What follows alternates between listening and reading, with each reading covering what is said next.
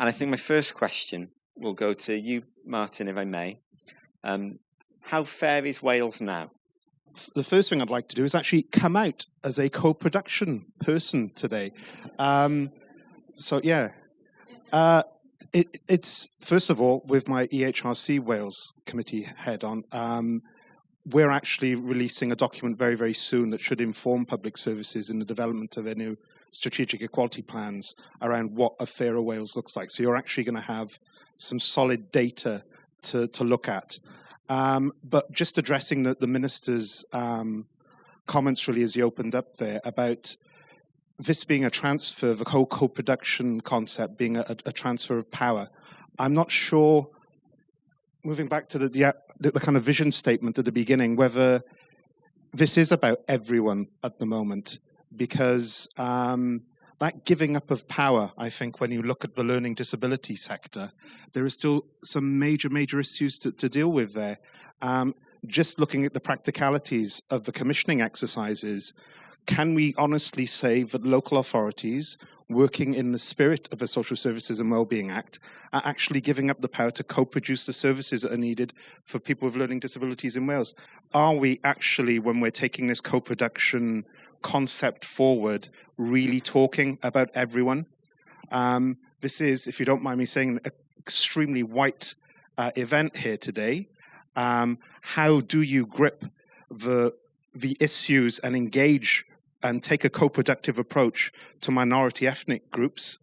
How are you ensuring that as you take this agenda forward, that other minority issues such as LGBT, but more pertinently to me, are we actually acting and using this campaign, this movement, to, as I say, really grip the spirit of the Social Services and Wellbeing Act and give voice, choice and control to vulnerable people? And I think that's, sorry to open up with a slight negative, that's something we can still ask some quite searching questions about right now.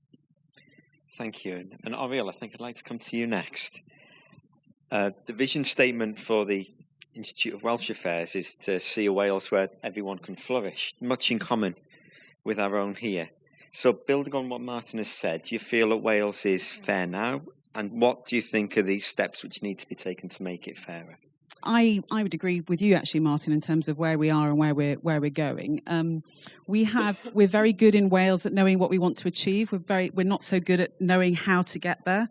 So one of the things that the IWA does, and for those of you who don't know us, what we try and do is make the invisible visible, first of all, and we try and show really practical ways of translating issues into things that we can do. And one of the things we do is bring people together across these institutional divides of public, private, third sector, academia and community groups around particular long-term issues that we feel aren't getting either the thinking or the traction that they need.